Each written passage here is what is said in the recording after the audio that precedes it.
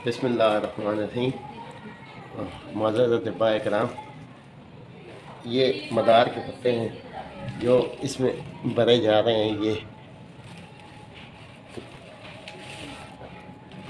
इनकी फिलिंग होगी इस मिट्टी के,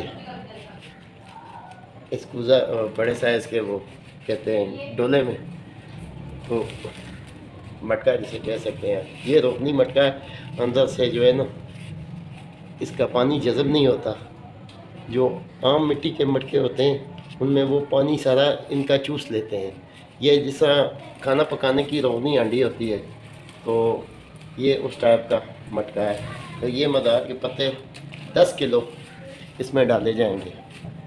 ये अब हम जो है ना यहाँ इसके निसफ़ तक ये बात लेंगे, निसफ़ से कदर ज़्यादा यहाँ। इसके बाद हम ये इस पोटली में, कपड़े की पोटली में बांधी हुई है, ये हड़ताल वदकिया की जो है ना 5 तोला की डली है, ये इसको रखेंगे। इसके बाद जो है ना फिर इसके ऊपर ये पत्ते रखेंगे ताकि ये भर जाए। ये तकरीबन लबालब हो जाएगा। ये देखिए, तो ये दबा दबा के ठोस के इसमें ये भरे जाते हैं। ये सब कुछ इसमें थोड़ी रेत डाली है कि ये इसका अर्क मदार जो है ना जल्दी ना उड़े और वापस जो है ना उसमें गिरता रहे।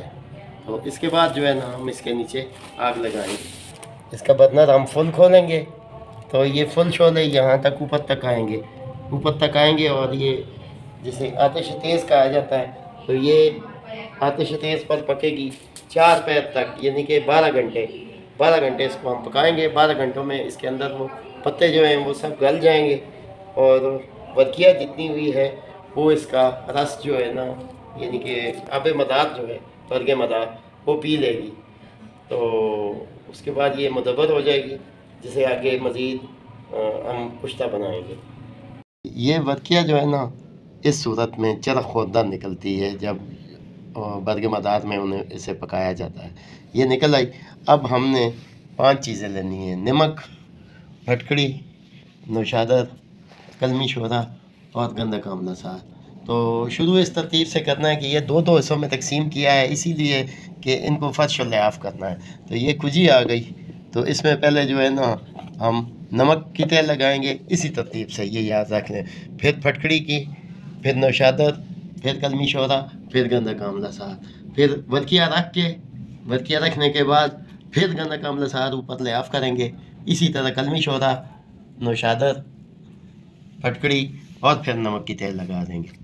अब जो है ना जो वर्किया इसके अंदर रखी है गिलकमत करके, उसको जो है ना उपलों की, ये चापड़ियाँ हैं मेरे पास, आप बड़े उपलों की भी आग दे सकते हैं। तो तोल के वज़न 5 किलो की आप जो है ना आग देंगे। तो अंदाज़ा कर लें कि जो वर्किया 5 किलो की आग में से निकलेगी तो वो किस कदर अक्सीरी ख्वास की हामिल होगी। ये गिलकमत करने के बाद उपले जोड़कर आग लगा दिए। तकरीबन 4 से 5 किलो उपलों में आप आग दे सकते हैं इसको, और ये इंशाल्लाह 4 से 5 किलो उपलों में से बावज़न निकलेगी और बरंग सुर्ख याकूती रंग में निकलेगी।